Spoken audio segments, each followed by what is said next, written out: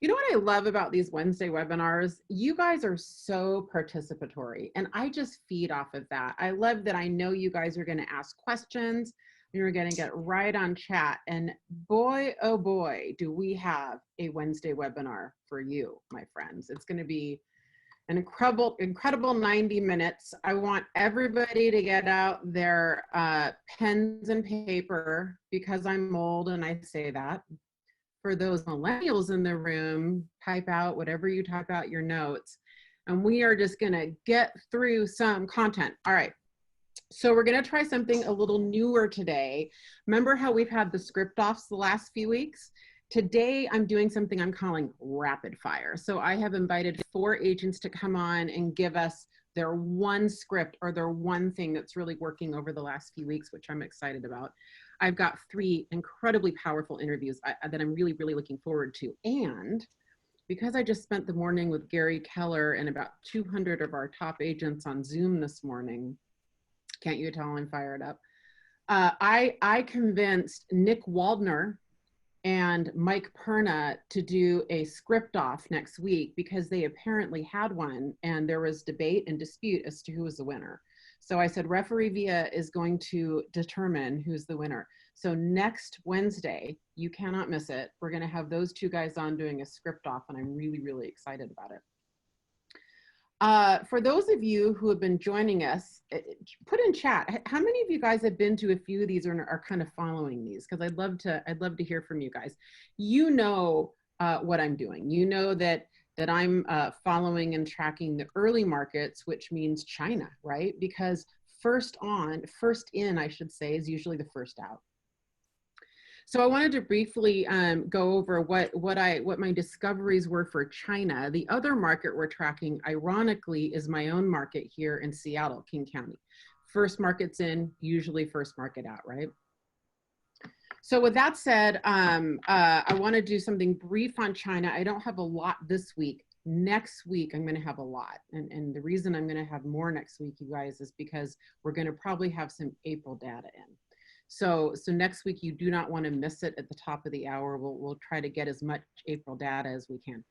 This week, however, I found a very interesting headline. By the way, can we just have this conversation that I now get the South China Morning Dispatch in my email inbox every morning. That is a sentence I never thought I'd say. I told Ben, I go, we need to start buying brokerages in China, because I've been tracking that market like a hawk, right? Who knew? So I know more about the Chinese real estate market than, I probably should. So here's the deal. This was the headline that I saw this morning, or rather yesterday. And it's that Chinese home buyers went on a spending spree. You guys, everything I'm seeing is showing this. So far, so really, really great. I was going to read you a little clip from this because it was such a good article this morning or yesterday. A property buying fever has gripped mainland Chinese home buyers, and they're indulging in some revenge spending. I just love that. That's really good writing, right, Brad? All 160 units in a newly launched luxury project in Shanghai selling for 17 million yen. Is it yen? Were snapped up in one day on Monday. They had a lottery. They had a waiting list and a lottery, and they were just waiting through, you guys. They were waiting through the quarantine. So we're hearing more and more stories like this. So far, the week ending April 20th, residential property purchases rose 37% in the tier 1 and tier 2 cities in China. That's really, really good and optimistic for us. So I'm really hoping for that V recovery. Worst case, maybe a little bit of a check mark, but so far so good. Briefly, Mike Delpret, you guys all know, because I talk about him all the time, right? He just came out with this super cool, sexy US real estate market tracker. And all of my regulars know, you guys are probably already subscribed to his stuff because I talk about him so much. But this is his real estate market tracker, and this is new listings. And what's interesting is, I just want to show you Seattle. See that little mark that I'm doing there? It shows we might have gone through our bottom, guys. Shows we might be there, and it also shows some other people are probably there. So this is what Mike has to say about that. Significant decline in new listing volumes, which we knew. The drop in new listings is varying widely between 40 and 80%. And I just want to share right now, King County, we're at about 43 to 45% in decline. And we were the first market in. New York's about 80%. They're really, really hurting right now, as is the Bay Area. New York, Pennsylvania, Michigan have been the hardest hit markets. Excuse me, I stand corrected. Michigan, every single week, you guys, we've had someone from Michigan on. Michigan has been the most draconian lockdown that I've seen, besides the Bay Area, maybe New York. And so we have Diane Griffin on today to represent Michigan this week, because it wouldn't be a Wednesday webinar without Michigan on here. Mike Del Pret's calling, possible recovery appears to begin after 30 to 35 days of decline. So San Francisco, Los Angeles, and Seattle, he thinks have all recovered from their lows. And I read another economist who said the same thing. I'm no economist. That sounds promising to me. All right, one more brief chart, and then we're going to go on to our first guest today. This is King County, which luckily I have a lot of access to King County because it's my home market, right? This is just showing us pretty steady at it varies between a 40 and 50% decline year over year on new listings, right? And this thing that I have circled here, you can see this chart showing a negative 28% new listing decline. If we go down to submarkets though, guys, it tends to look like 40 to 50% in the harder hit areas. This is the whole county. Or rather, sorry, 43%. It can go up to 55% in submarkets. So I just wanted to let you know that. Pendings are down 35%, and just overall listing inventory is down. I think most of you guys are seeing that in your markets too. All right. I have not been reading chat. Yeah, I'll share the slide deck, no problem. And please, all of you guys, follow Mike Del Pret. Actually, it's funny, I'm about to introduce Brad Inman. Brad, you had me, I met Mike Del Pret for the first time in the green room of Inman. That's when I met him. There you go. Yeah, a lot of introductions are made in the green room. A lot of them. The green room is all about seeing people in passing. And yeah. You know, you're interrupted when we're live with people, we're interrupted by the guy over there or someone here and everywhere. The great thing about this is, you know, the quality of the one-on-one conversation we get to have with groups. Always. And ladies and gentlemen, Brad, I have than in person. Well, yeah, I have to introduce you first because you are an icon in our industry. This is Brad Inman, and for those of you guys who are not who don't subscribe to Inman News, it is one of the best investments you can make. I'm a huge believer in it. I really don't miss an Inman Connect. I go twice a year. It's one of the first things I put on my travel schedule. I absolutely adore it. I missed it once, and I can't remember why, Brad, but I missed it once, you guys. And I, for 6 months after that, till the next one, I missed the first one in Vegas for whatever reason. And I realized how much of my content and my framework and how I view the industry is set by going to Inman Connect. And when I missed it, I realized, oh, I don't have that perspective, right? So Brad, besides running Inman News, and you guys have a great news source and an event company, right? You also founded HomeGain and a bunch of prop tech companies. I mean, you've been in this real estate space for a long time. Yeah, way too many, starting with Bucket and Brush Brothers when I was 10 years old, where I learned 3 lessons. Start a business that scales, never go into business with your family, and collect your fees up front. So never hold inventory. You know, the cool thing about real estate.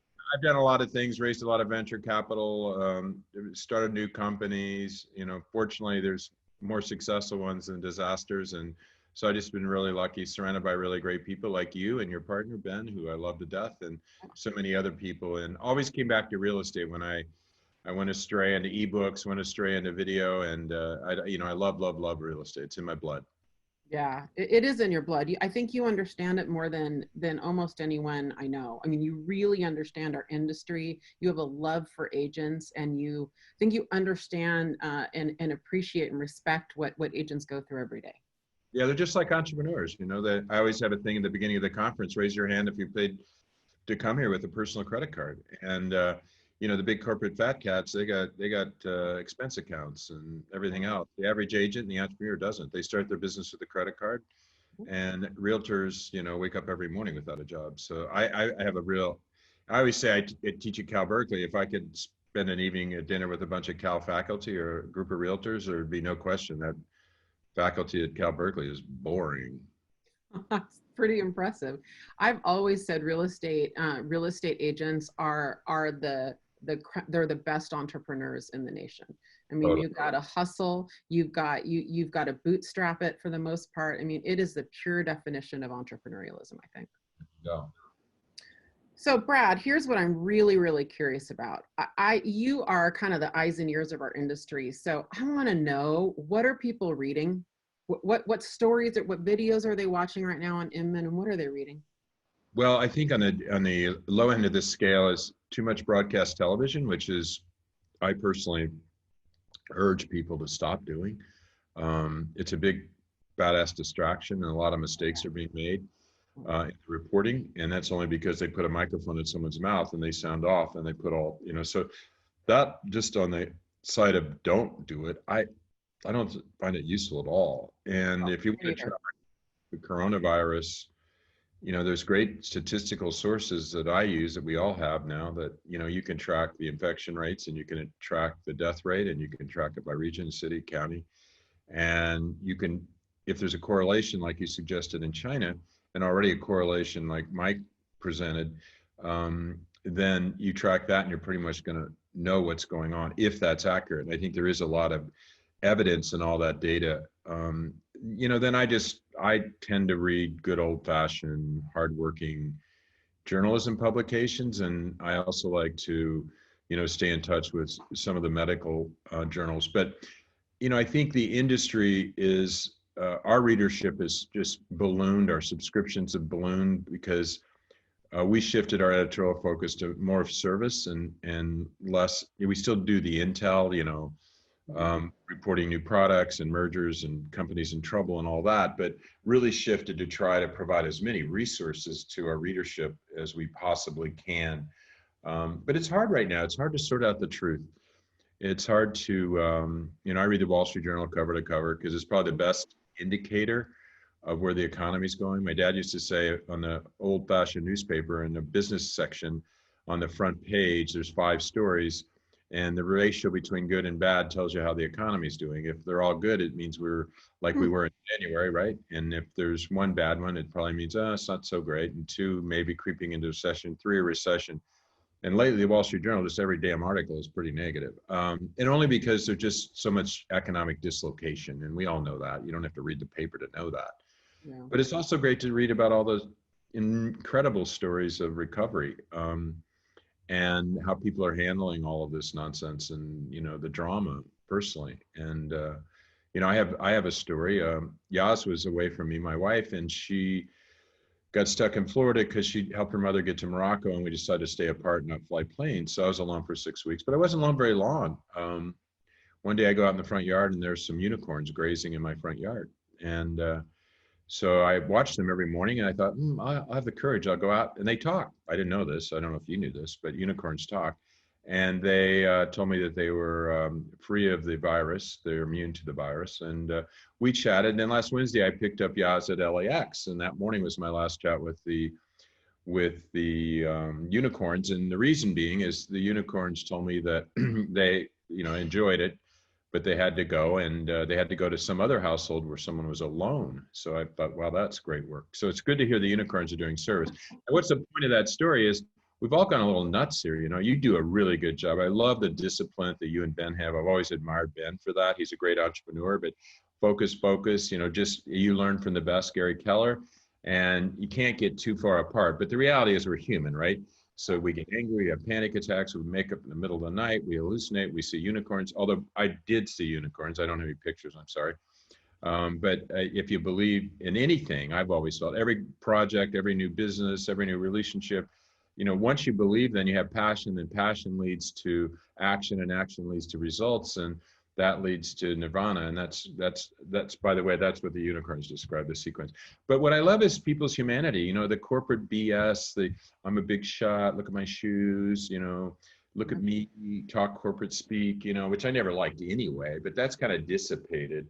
Yeah. And people are just being real. And here's an example. For days, weeks, I've been getting a bag out in front of my house, and they just leave it on the front door. And it's what's in the bag.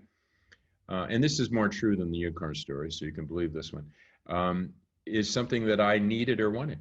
A leg of lamb. They know I love a leg of lamb. A whole chicken. They know I love to bake chicken. And no card, no text afterward. Did you get my prize? And who's that? For real? Really? Every few days it comes. And it's not from Zoom. It's not from Zillow. It's not from Open Door. It's not from Realogy headquarters. It's not from KW headquarters. It's not from Remax headquarters. It's not from DoorDash. It's not from Walmart delivery. It's from my local realtor. And wow.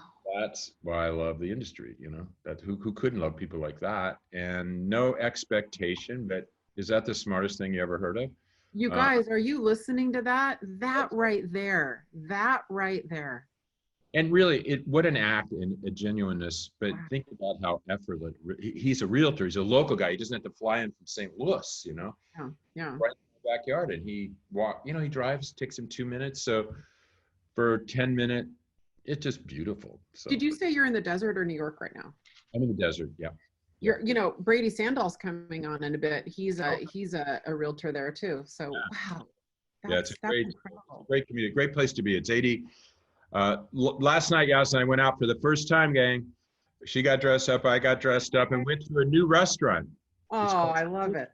It's called The Kitchen. And so we traveled, kind of pretended we were in Uber, all the way to the kitchen. And then we went crazy. We partied and we danced and we played music and we jumped in the pool with our clothes on. And we woke up this morning later than normal. And there were glasses as if we had 20 people over. There were like— You had detritus of a party. I love it. You must have tried every liquor in the liquor cabinet. I am so happy you're with your beautiful wife, that you guys are back together. The band is back together. Have a special night. Go to, dress up and travel by, just walk to the other side of the house. Lock your kids in the car or something, people. Yeah. This is said by someone who doesn't have like 3 kids, hanging on the back of your. My son has a terrible 2 boy, and he's going nuts. But yeah. So Brad, what are Inmanville? What is Inmanville reading on Inman? Yeah, our trending stories are really resource driven, but they're still, layoffs, Compass, that. It's funny how the stories that they don't want us to tell sometimes are the most popular, Yep. Is KW doing something wrong with the distributions? Oh, I'm surprised chat hasn't gone crazy yet, because this is a big KW audience. And, Ben and I have been with Keller Williams, forever, and we love it and we adore it.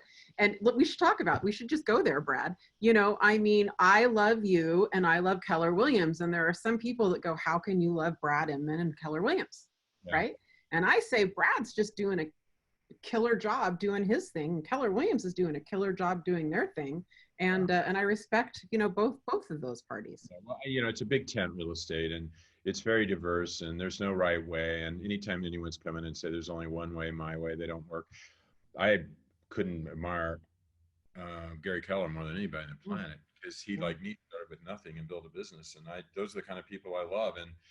And by the way, most of the stuff that people have seen where it's conflictual, or either one of us has said something stupid, it's more about kind of entertainment. It's not really how I feel about him, and I think it's mutual. I can't speak for him, but we've always had an ongoing dialogue, and we still do. And there's a ton of respect, and probably one of the most epic interviews that ever occurred in the Inman stage with Gary and I. And it was kind of a face-off between 2 views of the world. And the beauty of it is, it was, for me and everybody, I think, very awkward and difficult, and it was kind of like a boxing match in a way, with 2 different styles and 2 different approaches.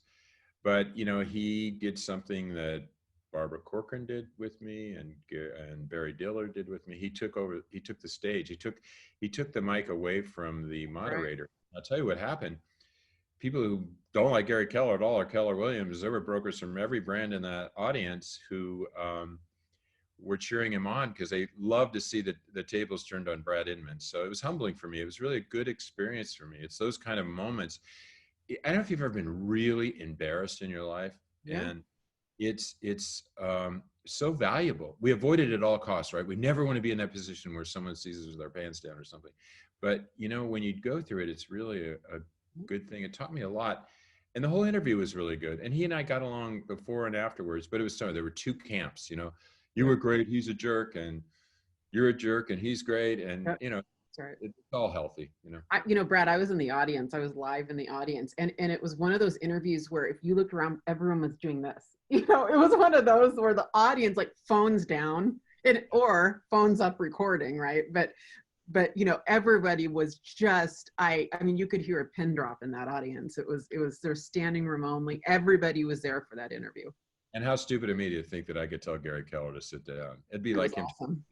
I would never sit down if someone told me to sit down. It was awesome, but I appreciate your vulnerability because, it's interesting. I think I bonded with you when I went on stage. I talk as a milestone moment. I talk about the moment that I went on your stage. It's going to make me cry now. And it was in 2016. And I told our entire industry how much I effed up. I just said, I screwed up.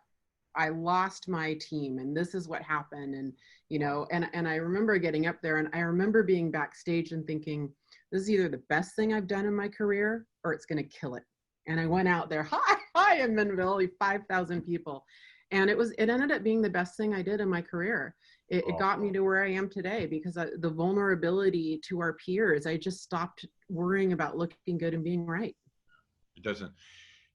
My wife Yaz went through a lot in life and faced things, all kinds of challenges in her life. And when I first met her, she said, "Oh, Bradley," she goes, "take the world really seriously. Don't underestimate how evil it can be, but stop taking yourself so seriously." And that really resonated with me. Once you get over yourself a little bit, you're more creative and more successful. And people see right through the put on act anyway. People know when you're faking it. Are agents faking it right now? I mean, are they okay? No, I think they're real. And I like to be realistic. And I think it's going to be a dog days summer. And, but with this kind of support and smart people, there's business and we have to find that business for everybody and deals will happen. We've had 2 people knock on our door here wanting to rent our house. People look for housing all the time. Who knows? They weren't homeless. They were just people driving up and knocking on doors, and so people, for whatever circumstances or reasons, always need housing. For the younger agents that haven't been through this, there will be a market. There's always a market. I just talked to 2 economists and they were looking at the listings, and so things are down 40%, and that's terrible, but pending down 40%. But, if that's the worst it gets, it could be far worse. And I do think April and May is going to be really bad. The realtor that brings me the chicken told me he had absolutely, he had no income in April, and that makes us all up. And that can happen anytime. But so I just, how long it lasts, when it, we don't know, nobody knows. But it's going to be a tough couple months. So we've got to hang together and support each other.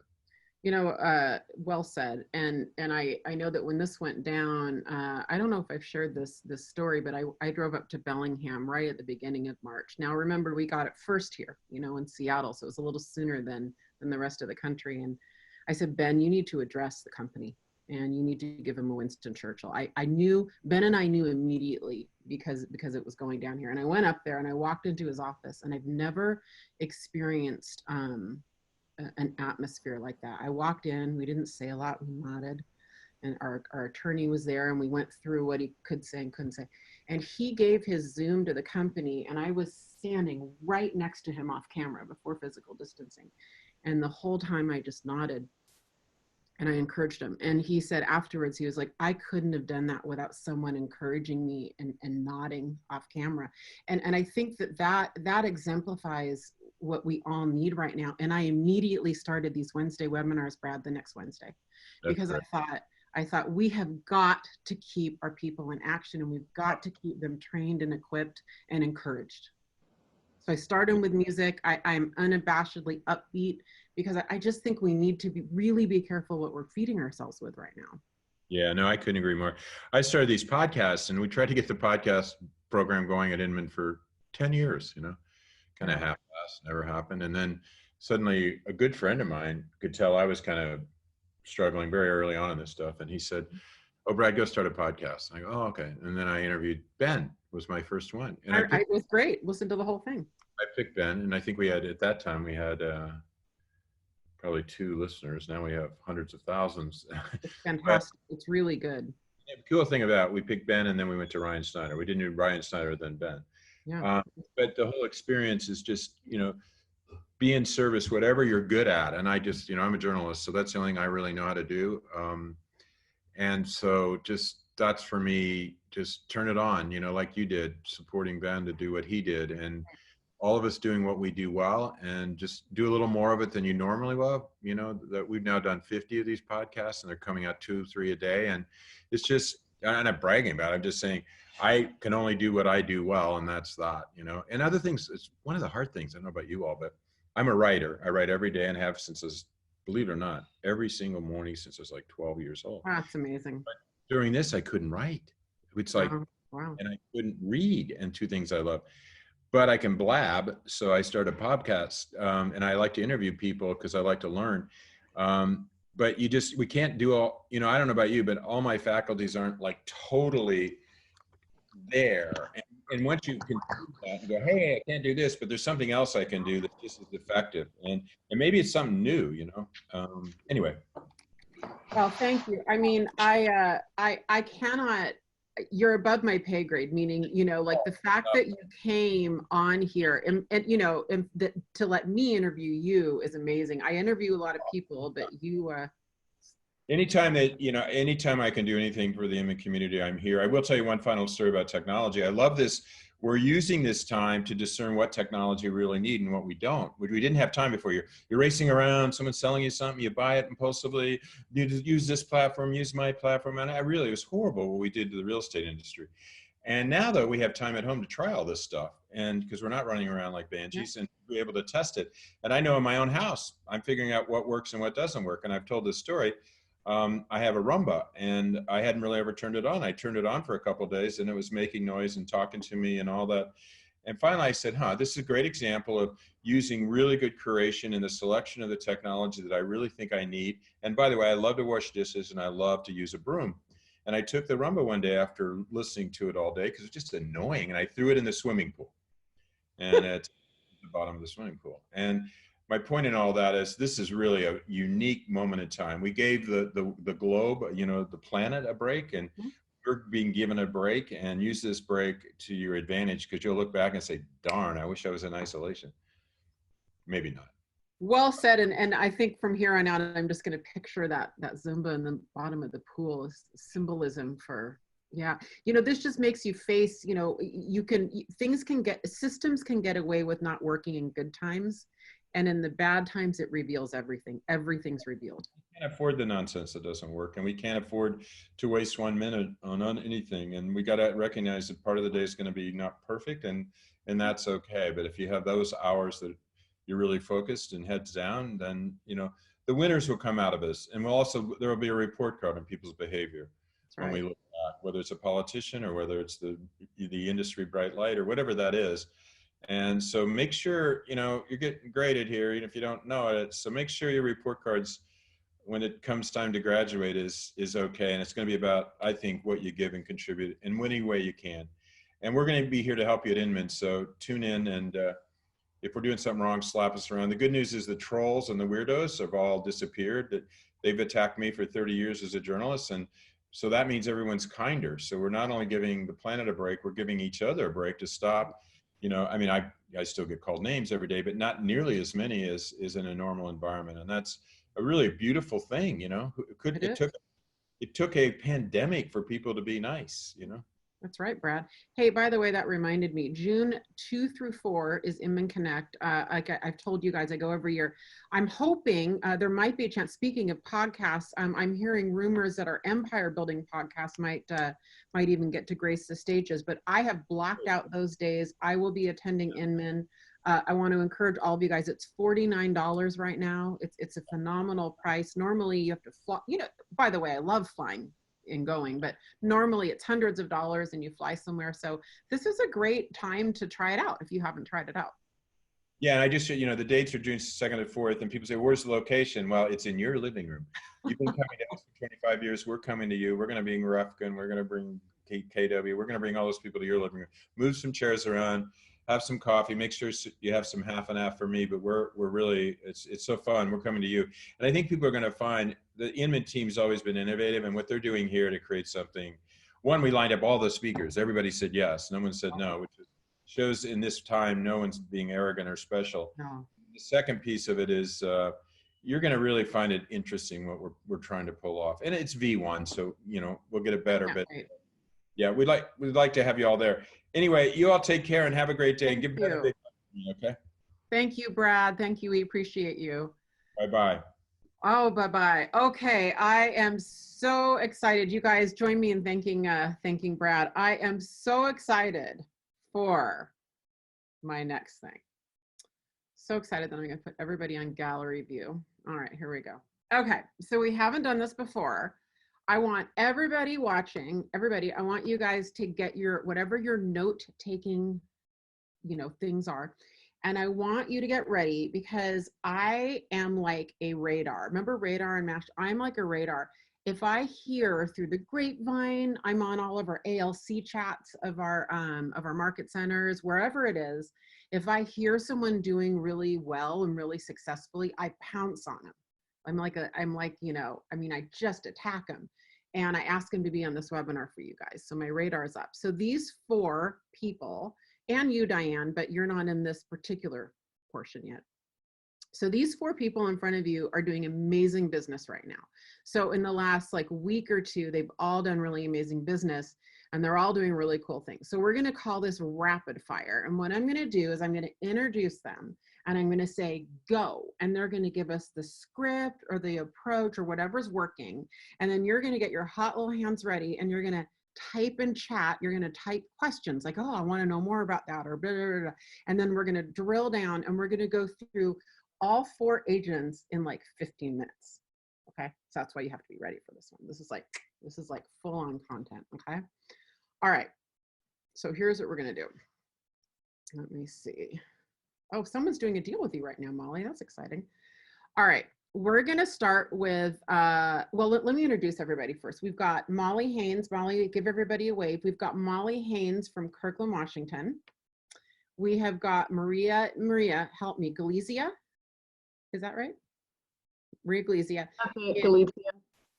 Okay, perfect. On the Ben Kinney team in Austin, Texas, and I'm in love with her script. I chased her down so fast. Todd Deutzman from Marysville, Washington. Wave hello, Todd. And Trevor Gage from Kirkland, who I've known for a long time and I think is incredibly, incredibly talented and is just crushing it right now. So are you guys ready? Are our panelists ready? Are you as excited as I am? That's the real thing. Okay, on your mark, get set, Molly, go. What's working? Trying to unmute myself. Okay, guys, so first of all, we all know the scripts. I thank you so much for putting these script offs on. We like to copy people. So right now we're using Mike Perna's script and basically just starts out with what's important to you about waiting for, you know, the coronavirus to be over. But the best thing that's been working for myself and my team right now is the buyer and seller questionnaire that we have created on Google Forms. It's a little link. It's a drop down on our website. I'm happy to share it with anybody. I don't know how to do a screen share on my phone right now, but if anybody has questions about that, it's broken into 4 segments. So it's general, their motivation, the criteria, and then their financials. And again, there's one for buyers and sellers. So if you're like me, not organized, this is part art project, part notes. And it sends it to you to your email. So it has everything broken down, makes it really simple, and you put it right into your file for that client. Okay, so we're going to come back and drill down on that. Everybody, I can already see it on chat. We will email all of the attendees this. Okay, so we will email you this. And by the way, everybody on chat, if you've been to any of our Wednesday webinars, you should have received an email yesterday with pages of scripts typed up from our script off. If you did not, check your spam for my name or for messages@brivity.com. Okay. Molly, we're coming back to you. Be ready. Maria, I'm in love with your script. What is working? Hey guys, yeah, thanks Via for having me on. So mine, it's pretty simple.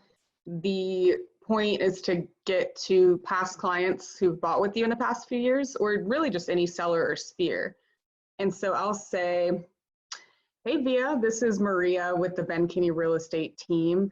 Hope you guys are doing well during this unique time. I wanted to reach out because I'm actually doing some business in your area and couldn't help but notice a home for sale down the street from you on 123 Main Street. It's under contract for $549, similar square footage, and yours is actually a bit nicer because it has a bigger lot, 3-car garage. So I would put yours around the $575 range. Can you believe how much your asset has grown in the last 2 years? So anyway, I wanted to share that exciting news with you and also check in to see how you're enjoying your new home. What are your plans for 2020? Do you know anyone looking to move into your area or otherwise? Or would it be of value if I sent you an exclusive resource to refinance your home while rates are so low? So of course, a slew of follow-up questions, but I found the silver lining to being at home so much is less time driving, less time face-to-face. So, you know, you can utilize that for really digging into your database and finding some creative ways to touch base with people. Yeah, and Wednesday webinar attendees, because I love you so much, we will send you that typed out. So we will send you these scripts typed out, okay? Here's what I love about your script. Adelina is the one that told me about it. And what I love about it is what you said to her. It was exactly what you said when you added something. You said, can you believe it's been almost 2 years and you bought it at X, for something, and now it's probably worth $575. Do you want to take advantage of that right now? And then you went into, and I just thought that was so smart and so brilliant because it gets a seller's like brain clicking and thinking about it. So, so good, Maria. We're going to come back to you. So don't go away. Don't run off the camera just yet. Todd Deutschman. You're muted, my friend. There you go. There I am. Hey, boom. Thank you so much, Mia, for letting me come on here. This is awesome. Okay, Tell us what's working, Todd. Let's see. I want to flip it to before the script. Okay, you ready? Yep. So mentally, before I make that call, you have to flip the script. You have to flip that switch on to what am I thinking? Oh no, this sucks. I got to do lead generation again today. No, you get to do lead generation today. So smile. I'm gonna tell you what I put in front of me before I start my phone calls, okay? Because the first one's always the toughest one. Okay. At least for me. If you're like me, it's always the toughest one. Smile. This one person that I talk to has no effect on my financial future. Boom. Okay. I'm a great agent with the best interests of my clients at heart. I love people. Okay. Next one, every single phone call, every single contact, these are my goals. First goal, I want to set an appointment. I want FaceTime. Second goal, I want to get a referral. The third goal, I want to strengthen that relationship. How can I be a resource? In my conversation, when should I follow up to say hi? Because friends say hi, right? Yeah. Okay. I get to find somebody to help today. I'm like Superman. Somewhere, somebody in this city needs my help today. It's my job to find that person. If I don't help them, they may fall victim to a bad agent. Fantastic. Okay. The next one is that I read before I make my calls. I don't freaking care. I'm on a journey of helping people. I love it. I expect 39 no's to get 1 yes. And maybe that piece of business isn't today, tomorrow, next week, or next year. Sometimes I list people's homes 6 years afterwards because I just keep calling and connecting with them.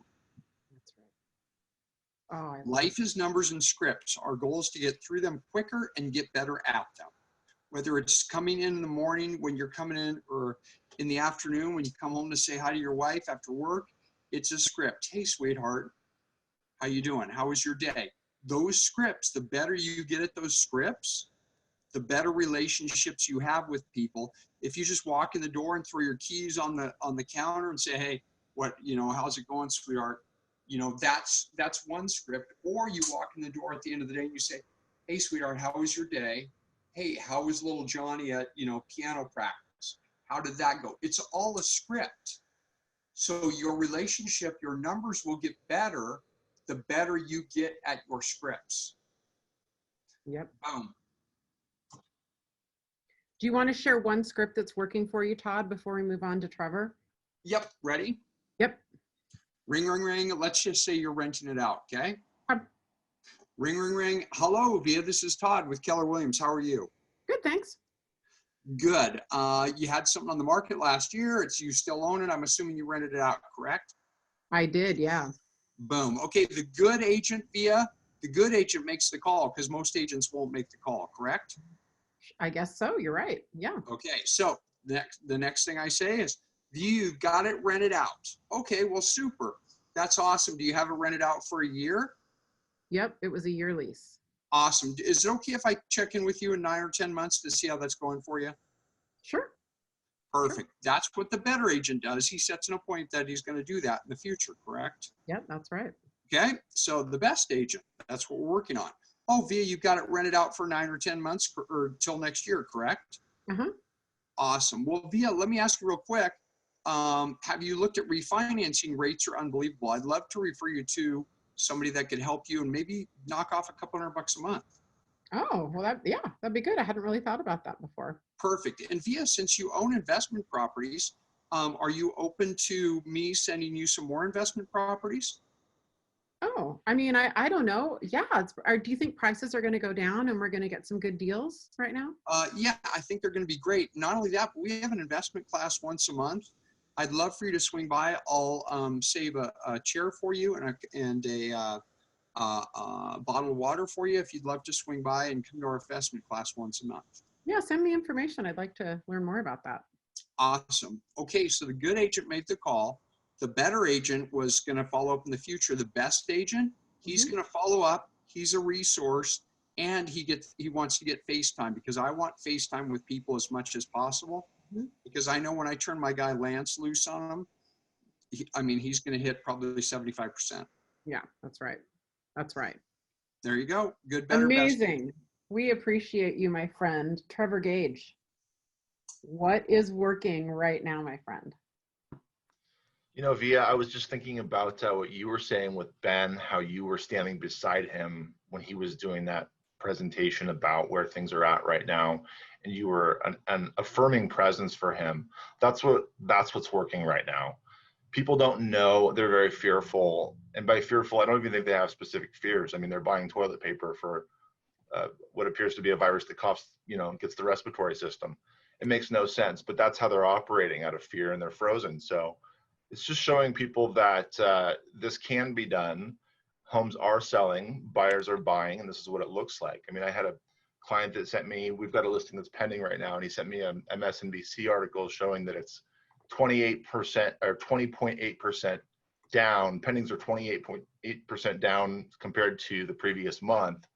And he's like, what does that mean? And I'm like, well, Mike, if nobody lists their home, would you think pendings would go down? And he's like, yeah, that would make sense. I said, well, people are fearful right now. That's right. So that's why there's not a lot of pendings. What do you think that means for value when there's nothing available? Talk about supply side economics, I said, if we knew the future, of course, if we knew the future, we'd be in Vegas, not in real estate, right? But ultimately, the goal isn't to buy the lowest and sell the highest. We're not trying to time markets here. It's to buy low and sell high. What's your game plan? Is it a long-term game plan? Is it 5 years or 7 years or 10 years? And just being that rock for people. So I think that's the biggest thing that's been working for me, is just showing folks that you can sell their home, or you can help them buy a home. Rates are phenomenally good right now, and things keep moving on. Some people are stalled out, and when everything gets lifted, they'll not be stalled out anymore. So. Yeah, thanks for saying that. It's an interesting thing because I entered sort of COVID era with that experience, and it's kind of been a mental, I haven't shared that story before. This is the first time I've shared it, but it's kind of been my mental mantra too, Trevor, just like you said, where I want to be that person to people. I just remember nodding and I was like, good, and I kind of want to be that person to people. It's kind of where these Wednesday webinars started. How can I be that person in the background, nodding and encouraging everybody. And what you're saying is you're doing that for your database, and for clients that might be scared or, insecure about things. So thank you for sharing that. Really, thank you. Molly Haynes, are you, is it okay if I share that with everybody who's on this, if I email that to them, a screenshot of it or something? Yeah, it's on our website and it's as a Google form. Yep. I'll see if Desmond can help us with that, but it should be I can help simple. you with that. It's like 4 different pages. Yeah. And what did you say the 4? So can you walk us through that a little bit more for about? Sure. So it's general information. So who will be on the title of the home? You're buying with somebody else. So it's just very, very basic information, where you're living now, if you're renting, your desired location, people in your family, pets, etc. And then you start asking them some more information about, what is their motivation? Why are they moving? What do they actually need? And they have to fill out each individual question to get to the next step. And we are pretty pushy to make sure that they get this to us before we have our buyer's consults, before we have our listing consults. It's a pre-qualification to any appointment that we have. Okay. Awesome. Cool. Awesome. Does anybody here, let me just check the chat really quick before I release you 4 people to the wild, because I know you are busy active agents. No questions. I don't think we have any questions, right? Did I miss anyone? Hattie, did I miss anybody? I think we're good. Okay. You guys are amazing, and I love your heart for sharing. And Maria, thank you for literally moving a client meeting around to be here and share with all of our agents. It really means a lot. We are gonna transcribe these, you guys. We will give them your contact info, because I know that if you're in Kirkland, you want to talk to Trevor and Molly. If you have any real estate needs in Marysville, you're going to talk to Todd. And if you have anything going on in Austin, you need to talk to Maria. So to everybody, thank you for joining us. You guys can feel free to hang out and stay on, or hop off, because I am going to just hang out with Diane Griffin right now. I've been looking forward to this all week, Diane. So excited. In fact, I'm going to spotlight you right now. Give me a second. I know it's a little scary when I do that. Hey guys, I'm gonna bring. If you guys are cool, the 4 of you guys, if you guys are cool hanging out a bit and answering questions, just in case the audience decides that they want to. Let me just bring you down here. I want to ask you questions. Diane, sorry, I'm trying to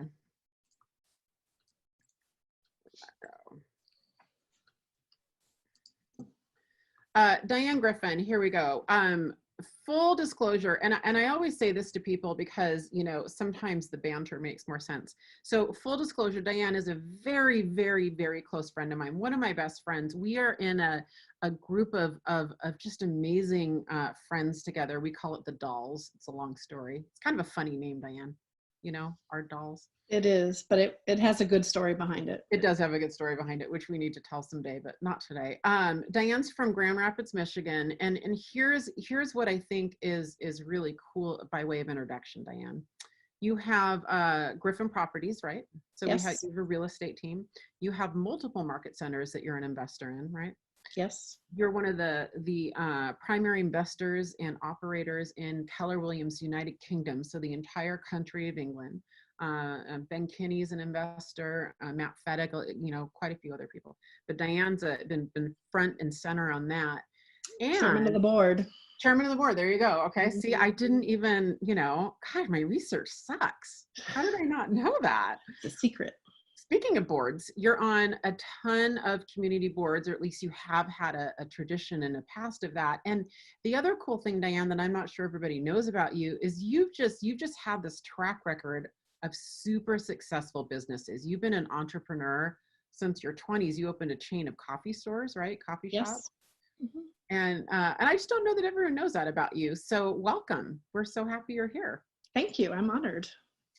So, normally, as you know, because we had a pre-talk about this, normally when I do these Wednesday webinars, they're super tactical.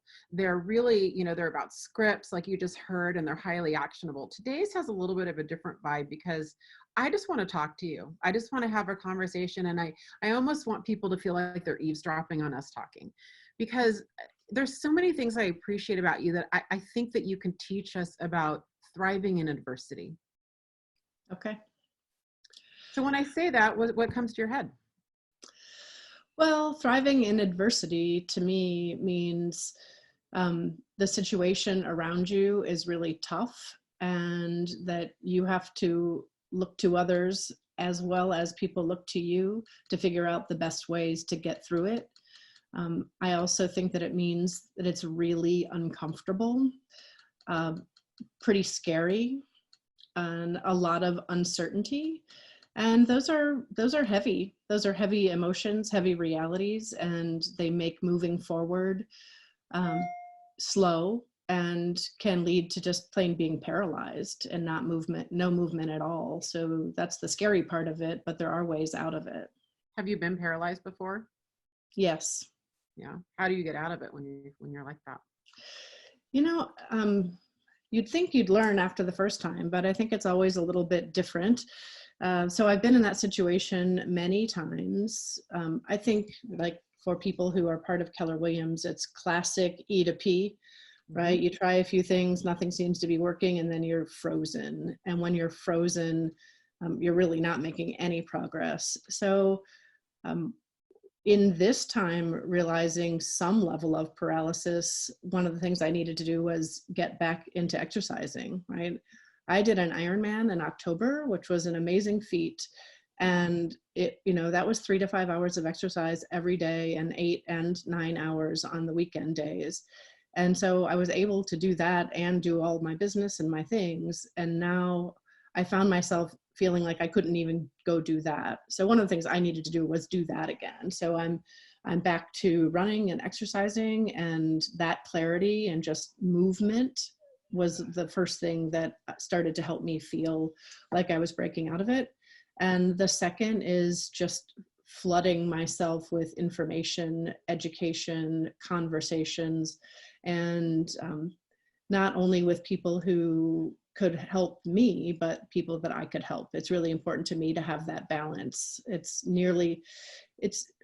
I like to say it's 50-50, but lately I think I've been helping more people than I've been getting help, because that's what's required as a leader. My market center in Grand Rapids has 130. My market center in Leeds has 35, and then the whole of the UK has 225. So to be the motivator, the inspiration, the information, the pusher for hundreds of people all over the world is heavy, but it's necessary. And that's why I'm in the positions I'm in, is to be that person for them. You really are phenomenal at that. I mean, you step up. You're so stellar in the face of adversity. I've walked down that road with you on a personal basis, because we're friends, and I've watched it in action. But I'm curious, if we go back to that exercise is such a great fundamental, analogy for life, right? So if you go back to that moment where you're like, look, I need to move. I mean, Diane, let's be honest. I've been saying that to myself for 6 weeks and it hasn't happened. So what do you say to yourself that I'm not saying to myself? Why is it that you actually got out and started running again? I haven't. The only way it happened for me, and like most things in my life, is that I made an appointment. I realized that just because it was in my calendar, I was easily like, oh, I better return this email or call this person, or this person needs help. And so it'd just be like, oh, well, tomorrow I'll do that. So I made an appointment with people who, Kim Zuroff is my Ironman partner, and she's been maintaining her exercise. I'm like, Kim, I need an appointment. I need an appointment on Saturday at 9 a.m. to run. And another friend joined us. And then I just posted it on Facebook today to see who else might want to join us for next Sunday. We're doing 8 miles, and the number of people who have chimed in. And what we do is we do a quick Zoom. Okay, good morning. It's 8:30. Everybody's ready to go, say hi, how long are you going to go? Okay, we'll check back. And everybody just goes and runs however far they're going to run. And then they come back and everyone's sweaty. We get back on a Zoom and like, all right, here's what I did. Here's how I felt. Oh, that was really hard, or it was great. And then people go on with their day. But that accountability to have an appointment is what pushed me over the edge. They're counting on me. By the way, I did see that post, and I just have to say for the record, it was at 8 a.m. Eastern time, and ain't no way I'm doing that at 5 a.m. on a Sunday, Seattle time, FYI. I'll do it with you again later in the day. Yeah. Well, I just put in chat, you know, I've got to do this. That convicted me. That convicted me. So if any of you guys want to set an appointment with me, let's just set an appointment. Let's do this. I need to get on my, I have a Fly Anywhere, which is like a Peloton. I need to do that. I miss it. I need to do it. This is convicting to me. So let's talk about, let's take that and go to real estate, because I think it's a natural bridge. And you know, I asked your permission. You said it was okay to share this because you and I have both struggled, frankly, getting back into, this is just us being vulnerable, everybody. You and I have just both struggled getting back into production, actually selling houses. And I feel like there's probably a lot of agents watching who relate to that, who are like, I know I need to pick up the phone right now. I know I need to go show houses and do that. And I just feel like, Diane, we're not the only ones. So, you know, talk about the mental tricks that you're doing to get yourself into action there. Yeah, it's, I think everybody understands personally how you're motivated. One of the things that motivates me is pressure. So I find myself like, I know what I need to do. I know what I need to do. I know what I need to do, but I don't do it until it gets so full of pressure that I actually take action.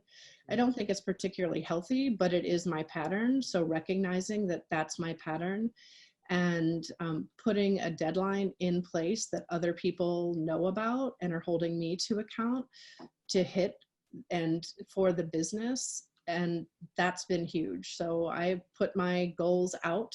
I've committed to making calls along with the agents on my team. And I've had to pony up, and it isn't, you and I talked about this, Via. I'm a builder. I look for an opportunity. I have an idea. I implement it. I build an amazing business. I empower other people to do even better with it than I can do. And I go build another business, and I go build another business. And I'm at 19 businesses right now, which my goal is 20. So I'm almost there, and I'm really, really excited about that. But I can't work in or hardly even on 19 businesses. So having great people in my world is really what it's about. But my number one, the opportunity that propelled me into real estate was my team, right? I started 15 years ago helping people buy and sell real estate. And I built that big team, and they've helped thousands and thousands of people buy houses. And my team looks really different now than it used to. I mean, that opportunity to build a big team and have that essentially be passive income enabled me to go get certified to be a coach. And it afforded me the ability to be a Keller Williams faculty member. It afforded me OP opportunities. It afforded me investments in countries and to be the OP of the UK before I moved up to chairman of the board. Like, it afforded me all these opportunities, and those are all running. And now my team needs me. Mm-hmm. And I was like, well, somebody else needs to do it. I'm not doing that. I don't want to do it. I don't want to do it. I was like a little kid, like stomping my feet. I don't want to do that. But the reality is, I need to, they need me to, and I need to be back in it, not just for my agents and my team, but for my clients. Because the good news about doing something for so long is I'm pretty damn good at it. So to be able to help people through complicated situations, whether it be, you know, a tough financial thing or divorces or Corona or whatever is happening, they've looked to me to be a stable, steady advisor in whatever the situation is. And that's where I'm needed again. So it's a few things. It's recognizing that I needed to get to a pressure point, putting in the actual deadlines and having people hold me accountable to that. And just realizing that quite frankly, all I'm really needing to do, I'm not really needing to help people sell houses. What I'm needing to do is to show up as a solid advisor on moving through this next stage of life. And that's a lot more exciting to me. Yeah. So I just needed to change the words in my head so that so I'm now overwhelming, like I'm oozing with value, not with dread. And I had to switch that. I think that is such awesome advice. And you know, I've always said, I haven't said it, it's just a fact. Humans tend to not change behavior without a crisis, real or perceived. So sometimes we have to create a perceived crisis. We have to kind of create pressure. And what Ben Kinney and I talk a lot about is that we will disappoint ourselves, but we won't disappoint other people. And so what I've done over the years, Diane, is the more important the thing, the more I box myself into massive accountability. Example, I got convicted when you said that. So I got on this chat and I said, who wants to do, you know, an exercise session with me? I don't know what it looks like, but, you know, because I know I won't disappoint them, but I'll disappoint myself, right? So the more important it is, the more I'll box myself in, you know, to this perceived crisis, really, right? Pressure, you know, it's like you know, a manufacturing pressure. So I love that. I think we're wired similarly like that. Mm-hmm. Well, you know, what else, what's, you know, in parting, what do you want everybody to know? What do you think is a really important thing for everybody to know right now as we navigate this? Yeah, one of the things I've been doing is all the things that I keep recommending other people do. Weird. So I know, right? So diving into technology, I'm like, oh, other people can figure that out. But I know I need to know it. And so I've been signing myself up. I have 2 lessons every week on how to go through command, and I've been able to send my app out to text, and I've started campaigns, and I did an ad the other day. I mean, wow, I'm very impressed. I am too, quite frankly. Yeah. So, yeah. I mean, so part of it is that diving into technology. The other piece, I think one of the reasons I hesitate on new things is a topic that Chris Suarez, you interviewed Chris last week, and I heard him on the Maryland, DC region mastermind as well. And one of the things he talked a lot about was delayed gratification. And that now more than ever, we need to be okay with delayed gratification. And it's not our nature, right? And he was saying it's actually something we can learn. It's something that's some of our parents were like, no, you can't have it. No, you can't have it. No, you can't have it. And then when you got it, it was more exciting. And some parents were like, you want that? Sure, here, take it, take it, take it. And then kids don't learn delayed gratification. The good news is it's not too late.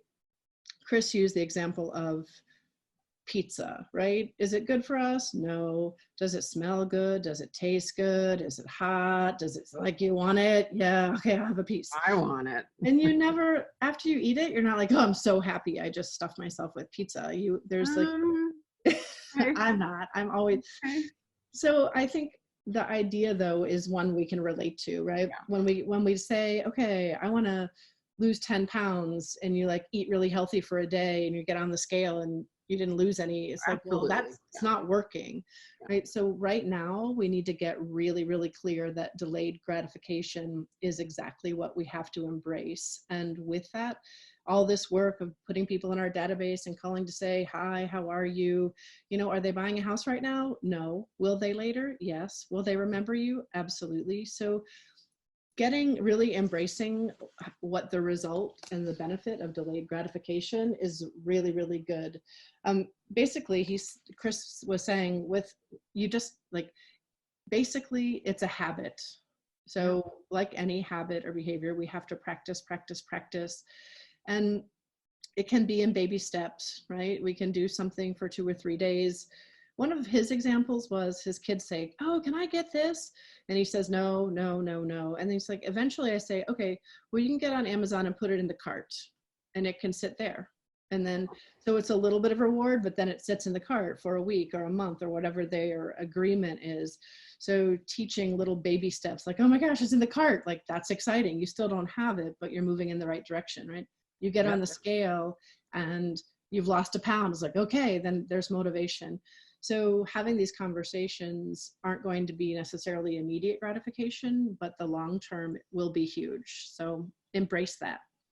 I think that is so wise. One of the life-changing things, Diane, principles that really changed my life and I think got me where I am today, happened a couple of years ago, was when it really got in my thick skull that I was too attached to the outcome and I wasn't attaching myself to the process. Mm-hmm. And I started thinking about, I started asking myself questions. What does that look like in my life? What does it mean? That's very theoretical. What does it mean to be attached to the process? And I started realizing it was this manic drive that a lot of us have, this aggressiveness and this ambition that are hardwired in some of us.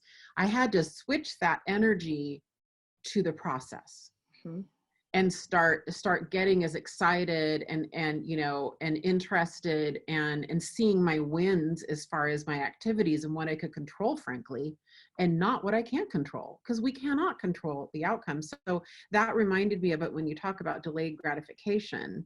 It's really, how can we fiercely attach ourselves to whatever the process is and try to get as much reward out of that as we can. That's right. Really, yeah. really. If you're ever, for me, the ultimate was doing the Ironman. It was that training every day for a year, right? And all that I could do is like the little increments. Okay, I'm going to run a mile. I'm going to run 20 miles, whatever it was. But what I could do is visualize the end, right? When you finish an Ironman race and you cross that line, they scream, it bellows, yeah. Diane Griffin, like, you are an Ironman. And it's the most amazing feeling. Like it fills me up even just imagining it now. But going through that training and doing the activities, even though I wasn't at the finish line, I kept envisioning that. And I could see myself do it. And I could hear them call my name when I ran across. And so I think for us right now, we have to envision what our business looks like in 3 months and 6 months. And even though we can't see it today based on the activities, we'll see it then, but we have to visualize that in order to keep moving toward it. One of the things that are focusing questions that we ask right now at Ben Kinney Companies since COVID started is, what do we want the end of this to be the beginning of? Mm-hmm. And visualizing, what do we want to use this to create? Because I'm frankly excited about what this is forcing us to create, right? Yeah. Diane Griffin, I cannot thank you enough for joining us today and for taking the time, my friend. I mean, it's so fun to talk to you publicly like this when we talk so much privately. So we do. Well, I'm happy to be here. Thank you. Great questions. And I love there's so many people. It's good stuff. Thank you. Oh, good. Yeah. Thank you. And we are gonna end our day with Mr. Brady Sandel, who actually, Brady, let me spotlight you, my friend. We spent the morning together, kind of. We did. Kind and of. I mean, to be the anchor and the Ironman behind Diane Griffin is quite a tough set of shoes to fill. She lives in the world. I have complete confidence in you. So I just wanted to formally introduce you to our Wednesday webinar attendees. You guys, this is Brady Sandel, and he's in the Palm Springs, Palm Desert, Coachella Valley, just the whole area. Is that correct? Yeah, that's right. So we're 2 hours east of Los Angeles. We're in the Palm Springs Valley. The valley is about 45 minutes long, and we make up 48,000 people in Palm Springs proper, 250,000 for the valley when everybody's here. Yeah, right. Which we want to talk about in a minute.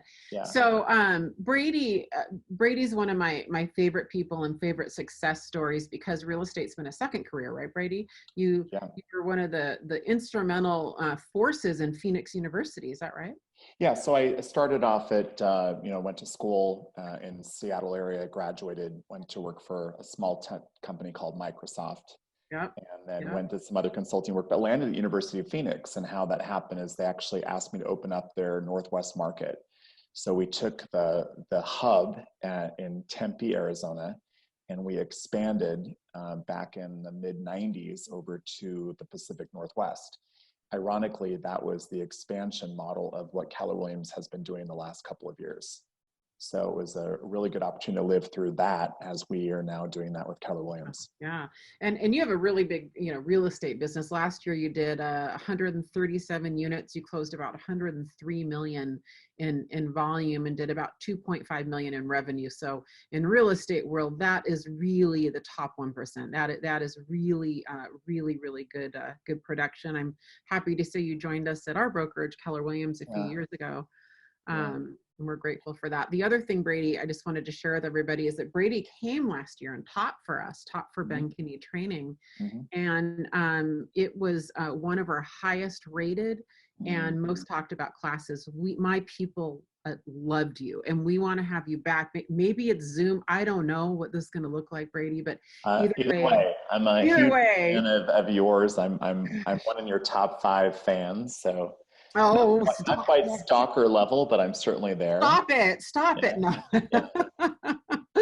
No, I think the big thing, thank you for the kind words, by the way, but I think one of the reasons why I wanted to be here is I'm actually in production, right? Yeah. So I'm the 137 units, I'm in production. I wake up every day. Diane lives a really big world. I live a really small world. I mean, I wake up every day looking for the seller, looking for the buyer, building the business, working on the service. So I just hope that I can give the attendees on the call some very specific nuts and bolts that we've done pre-COVID, current COVID, that they can put in their business immediately. Because I think if they do that, they're going to see some really fast results. Well, I know you wanted to share some things with us, but I need to brag on you a minute because here in this because here's why though. Because I want everyone that's here attending to know this is the kind of attention that I pay with who I invite to this, because I just think this is fascinating, Brady. Only 9 new escrows in all of Palm Springs in the last 7 days. Yeah. And you have signed 6 listings in the last 72 hours. Yeah.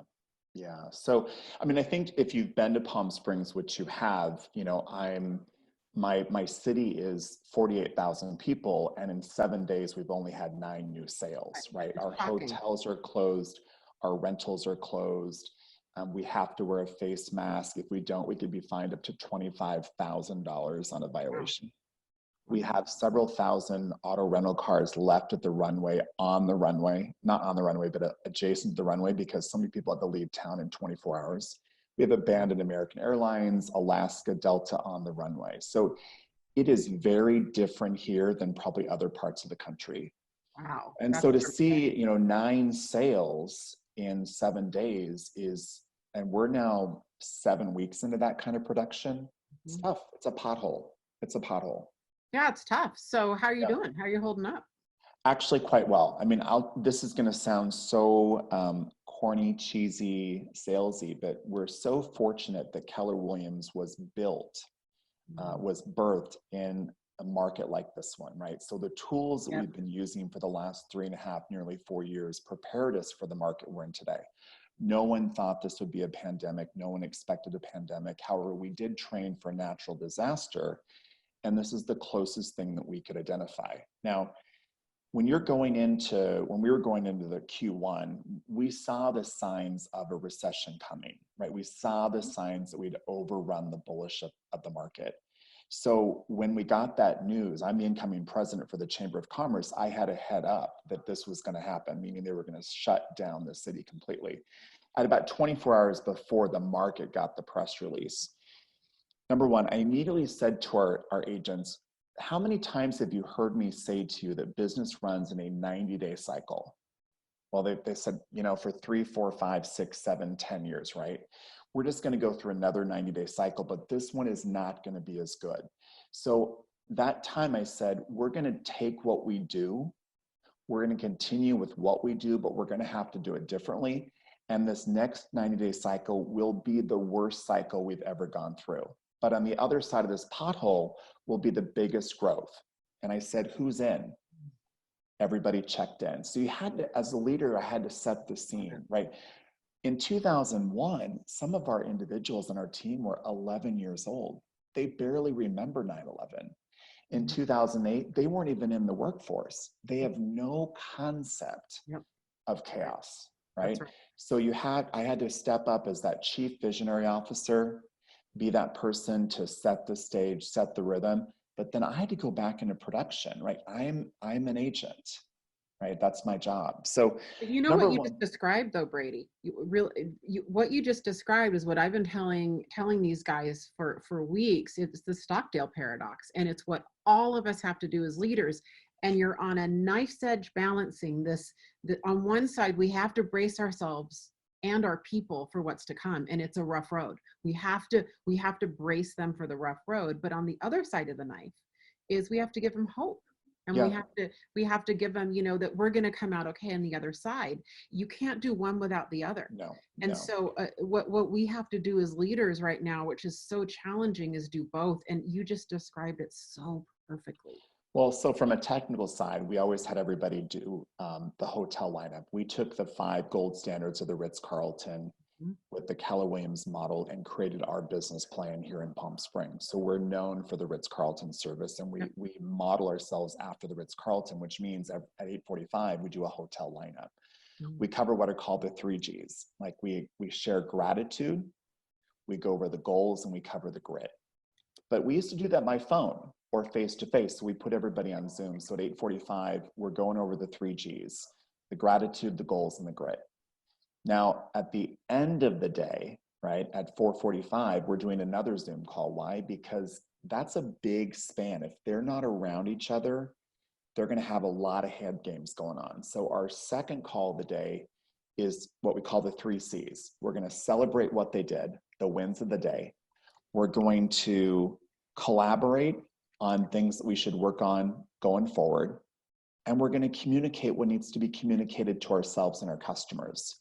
So it's celebration, it's collaboration, it's communication. But we had to be really clear that, not only do we have to carry the weight of finding a buyer or a seller, but we have agents that in the marketplace that aren't even taking their call. And when I called people, my competitors, most of them had never heard from their broker or manager in weeks. I mean, they're just paralyzed. So now we have to carry the weight of the co-op agents to get them out of bed, onto the phones. Meaning if you're the listing agent, when you say co-op agent, you mean the agent, the buyer's agent, yeah, or the buyer's agent, the listing agent, the agent on the other side of the transaction. Wow. And it's a dicey issue because some of those agents are very focused on staying at home. We are an essential business. We can do showings when necessary, but they're like, nope, I'm not taking calls. I'm not returning calls. I'm not working with buyers. Well, if Are you not allowed to take calls there? No, that's my point. So if you have 50% of the agents that just shut down, they're depressed, they're anxious, they're not taking calls, not in our group, but the competitors, the co-op agents. All of a sudden, the sales force that typically sells your listing, well, they're kind of on sabbatical. Yeah. So tactic number 2 is we said to the team, I want you to play the 5x5 game. Right? So the 5x5 game, which is like Sarah Reynolds, get on the phone. You're going to call 5 of your current customers, 5 people that you're either currently working with the seller, currently working with the buyer, 5 of those people. Those conversations are going to go well. Then you're going to call 5 of your past clients, people that you've had a relationship with, you've done business in the past. Then you're going to call 5 people in your sphere. You maybe haven't done a transaction with them, but they're the dry cleaner, they're the pool contractor, they're a best friend, they're a cheerleader. The next 5, those are agents in the market. Why? Because they need your help. You have to step up and lift them out of the pothole they're in.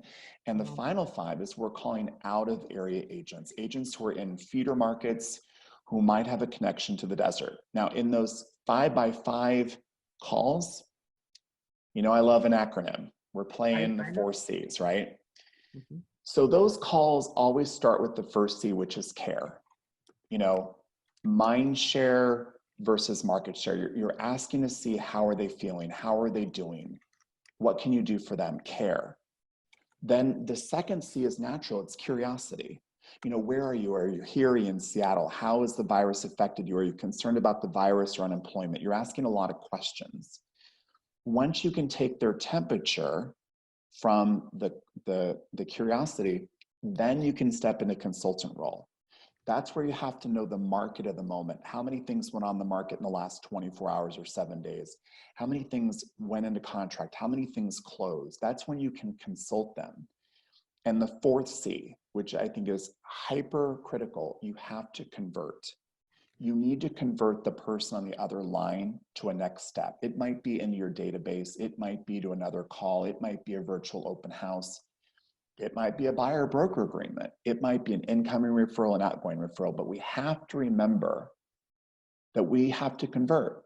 So rather than say things like, oh, call me when you have any problems, say or ask, what problems can I potentially solve for you today?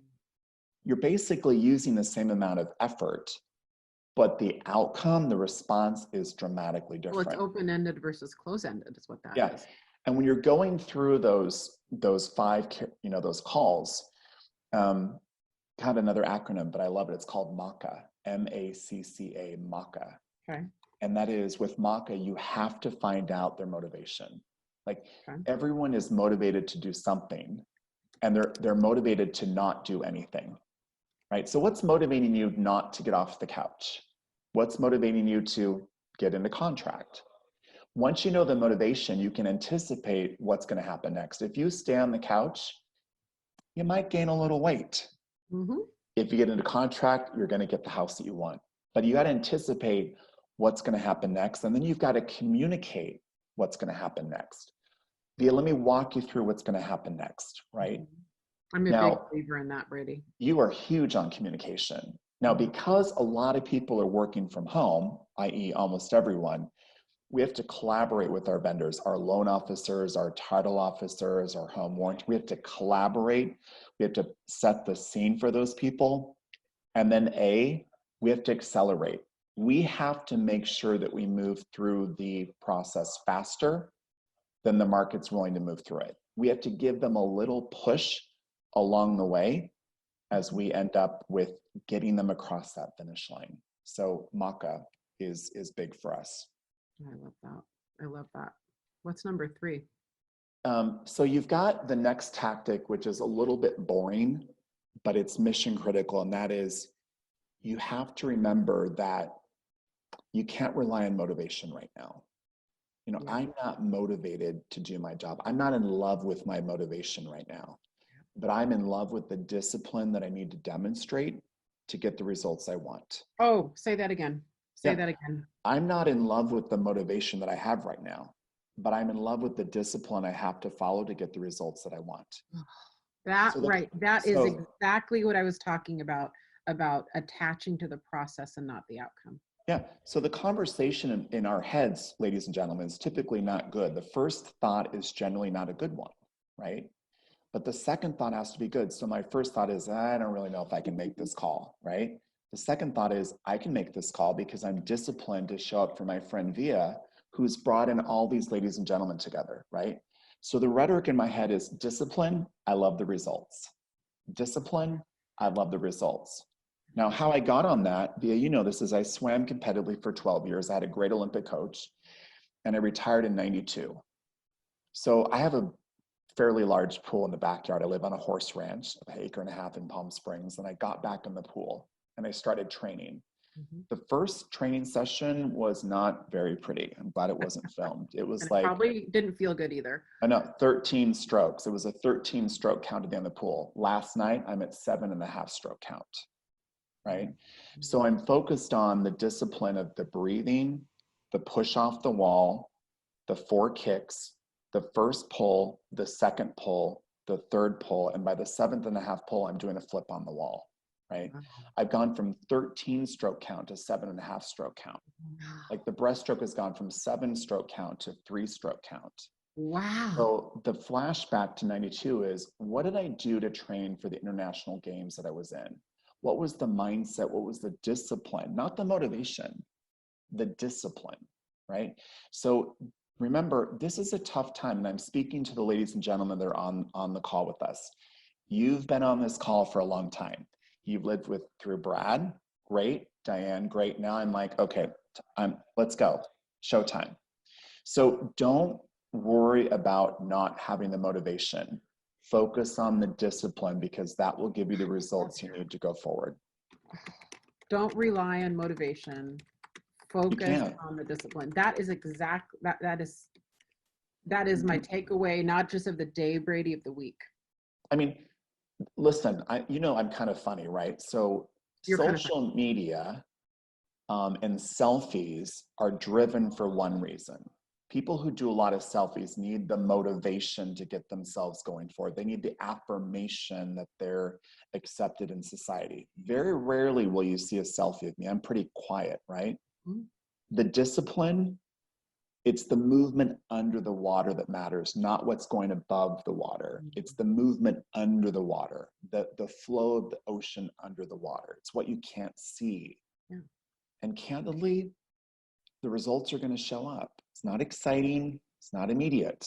They're going to be delayed gratification. Yeah, delayed. Like we talked about. That's right. Wow. Next tactic, I'm rereading books I've read before. Shift. Yep. Reading Shift. Atomic Habits. Why? Because Atomic Habits, we don't rise to the level of our goals. We fall down to the level of our systems and habits. Well, we have new systems now. Sometimes we're a team of one, virtually, right? We have new habits. I mean, the first 2 weeks, I went through 2.5 jars of peanut butter. I don't need to go through that again. That makes me feel a little better about myself. Keep the Skippy away from me, right? Yeah, yeah. So the goal was, I want to be really physically fit. I'm turning 50. You know that I'm turning 50 in October. And I just had the big birthday, and I'm not ready to say the number. So thank you for saying it. I can't say it, Brady. I want to be physically fit, right? Right. But yet I fell back to the habit of loving peanut butter. Yeah, easy habit. I mean, it's so good. But the discipline, I now keep it to a minimum, right? Yeah. So rereading, so Shift, Atomic Habits, MREA, all those books we have to reread. Those are all another reason for rereading right now. Can I just jump in with that? Please. Another reason, Brad Inman said it at the beginning. He mentioned, he goes, I don't know why I haven't been able to read books. And I've had other people say that. When there's a lot going on, it's really hard to keep your attention span. I was talking to my friend Wendy Papazan. She goes, I haven't read a book in 6 weeks, but I am devouring articles. She's reading like 10 New York Times and New Yorker articles a day. And I think it's good to reread right now, because our attention span's limited. And it's just a good time, because you don't have to completely focus at the same level you do on a new book. I think the trick with that, Via, is to reread 1 or 2 sentences or a page. I like that. Yeah. Right? It's not to ingest all these things into our head, because candidly, we're a little fatigued. I mean, Gary said it this morning that he's more exhausted today than he's ever been. Ben Kinney sent me an article the other day, because I actually physically saw him on Friday. I hadn't seen anyone in like 6 weeks, and I delivered cupcakes to everybody. I was very, very physically distant with everybody. I saw everybody, but I go, God, I don't know what it is, Ben. I'm feeling energized. I'm thriving, and I'm so tired. I literally fell asleep on the couch at 8 p.m. last night. And he sent me an article this past weekend on Zoom fatigue. Yes. It is a super real thing. And I read that article and I'm like, that is 100% what it is. It is a real thing. Tired. It is a real thing. It is a real thing. Hey, Brady, I can't wait to go through your 10 things. Wanted to ask you, it's 1:27 and I want to honor everyone's time. Would it be okay if you came back? Of course. Would it be okay if you came back? And then we will type out everything. Could you come back next Wednesday for us? I am in bold pivot. Okay. No, that's not on Wednesday though, so I'm good. Let's take a look at the calendar. I just closed in, people. That's what salespeople do. Yeah, good. Love it. Okay. Yeah, what time? Well, I'll get you offline on that. But, okay, but we're gonna have Brady back to finish this. And what we'll do, you guys, is after that session, we'll have all of his tactics will be typed up, because it's so good, Brady. It's so good. I want to spend the time on it. Okay? Yes, it looks like we've lined up. Hattie just said 12 o'clock noon next Wednesday. So it'll be like 12:15. Yeah, perfect. I'm on the calendar. Okay, perfect. Oh, I'm so excited. Well, I didn't mean to cut you off, but I think this is good for the greater good. And if anyone here, one of my favorite movies of all time is Hot Fuzz. It's a really funny movie if you're looking for comedy. And one of the funniest things in the movie is the greater good. That just reminded me of it. I love it. Hey, Brady, all of our guests, thank you guys so much for joining Welcome. us. And you, my Wednesday webinar attendees, thank you so much. Do me a favor, you guys. If you're enjoying these, will you please invite a friend next week? I would love to continue to grow this. Anybody is welcome from any brokerage. We are just here. This is who we are. We are here to help encourage, I said it earlier, to encourage and train and equip real estate agents to be productive and to thrive right now. So thank you everybody for your time. Brady, thank you. And we'll see you You're next welcome, Bia. All Bye-bye. right, everybody. Bye.